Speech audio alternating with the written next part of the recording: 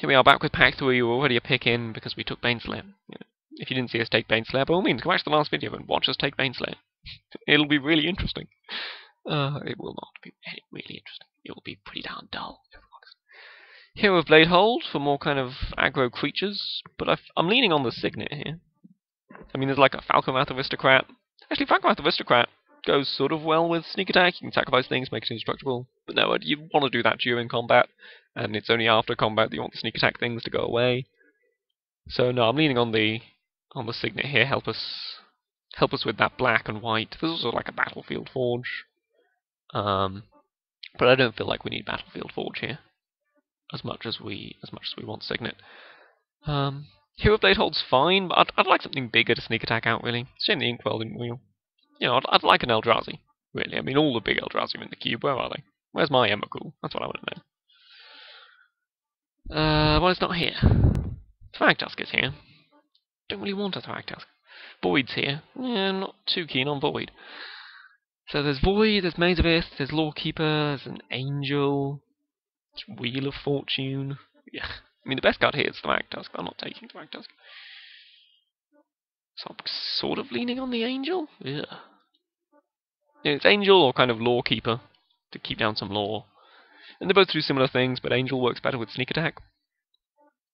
God, I've said sneak attack so many times in the past 10 minutes, compared to the number of times previously in my life that I've said sneak attack. These last 10 minutes have really been a boon in terms of expressing that card's name. Can't feel very proud. So yeah, we'll just take the Exalt. I mean, it's great against Mono Red. You know, we get paired against Mono Red, gain load of life. You know, it's a plan, right? The Mono Red deck that we took their Goblin Guide away from. Haha. Now, you know how I was saying I need some really big targets. You know, something that's just going to come down after you sneak attack and really win the game. For example, by gaining a 7 life and then drawing a 7 cards. It really doesn't then gain us the life, but I'm not. It's a shame about the Marsh Flats. I feel like I'm going to end up a little short of fixing this draft. But I feel like also we need one more good sneak attack target. And we're kind of white with 2 splashes, you know. And we might not be playing the Goblin Guide or the Welder. We might literally just be splashing for sneak attack and Gargadon. And we're not planning to cast Gargadon. It's a shame we never saw Enlightened Tutor. That's what this deck really needs. I mean, it's not necessarily too late to see Enlightened Tutor. Please don't crash, Mono. Please don't crash. Come on. Stay with me now. Stay with me. Oh dear God, Vraska. So it's Vraska, Ranger, or Journey. And that's not an easy pick. Ranger goes well with sneak attack, you know, just battlefield effects, etc. And Flicker Wisp.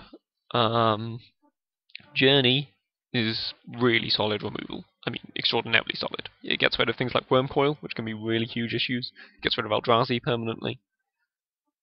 So I'm leaning on the Journey. I know Cloudcoat's really good. We've picked up Grizzlebrand as another sneak attack target.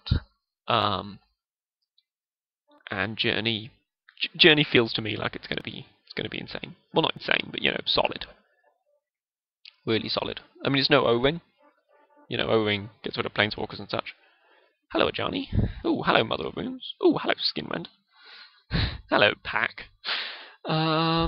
Okay, so Ajani, Mother of Runes, Skinrender, there's also an Earthquake. Skinrender goes well with Flicker Wisp, kind of goes well with Sneak Attack, I suppose, and then there's the Battlefield effect. Mother of Runes goes well with, you know, creatures that we have quite a few of. And Ajani is a Planeswalker. And, you know, I overvalue Planeswalkers. Ajani's at his best and aggressive, though. I'm leaning on the Mother of Runes. If you have one of these, they really have to target it with their removal quick, or suddenly the game becomes really awkward for them. And so, yeah, I'm gonna put Mother in my set of cards.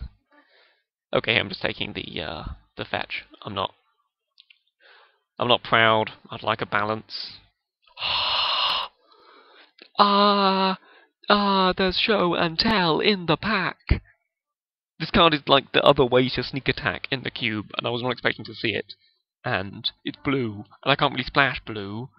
I've got no means of splashing blue at all, and I just need ways to run the colours I've already got. I mean, this is like the last pack. I'm not going to see another good fixing after this. So yeah. Oh, this deck wants show and tell so much. Show and tell Grizzlebrand, win. Yeah. And there's, you know, some blue fixing. Whew. But there is the card we wanted to see. Hello, enlightened tutor. Reliable sneak attack, here I come. It also fetches up Journey when I need it, Battle Sphere if I need it, Batter Skull. This is like the card we've been building a deck around without even know it. I know what you're thinking. You're thinking we've been building a deck around Sneak Attack. But this is Sneak Attack.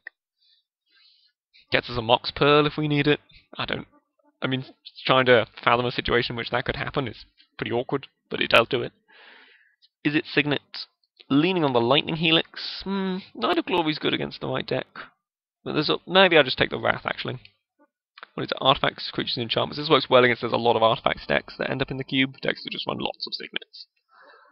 And just all the artifact ramp. And, balance and things. And a Chrome's Vengeance works well against them. So yeah, I'm just going to take another Wrath here. I feel like, the more Wraths, the merrier. That's how it works. I think. I'm just going to take the fixing. Hero Blade Hold's really, really good. Currently got 14 creatures, not running Goblin Guard, not running Goblin Welder, 12 creatures.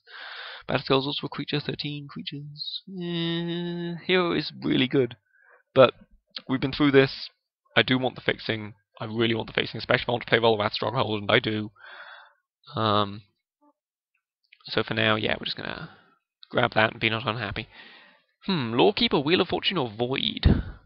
I do like Void. I'm intrigued by Void as a card. It's a bit random, but it's a bit fun. But I feel like the safe pick is Lawkeeper, and yeah, let's play it a little bit safe. Grab the Lawkeeper. It's best against us,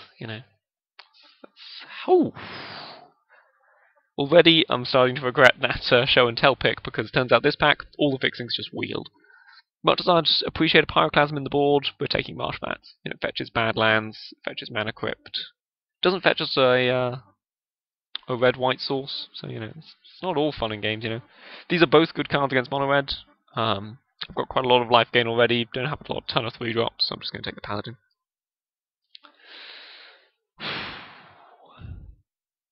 It's a tough pick, actually. I'm going to grab the Inquisition to disrupt kind of combo decks and Storm, even though it doesn't look like Storm's a thing. This draft. I just watched, by the way, Finkel is streaming this live. If you're not watching this live and want to go watch Finkel, just point out live here is 6 AM on Christmas Day morning, which is when I'm recording this. Anyway, I'm gonna start recording. But anyway, Finkel recording live. Just drafted a Storm deck, went 3-0. That's what I was trying to say.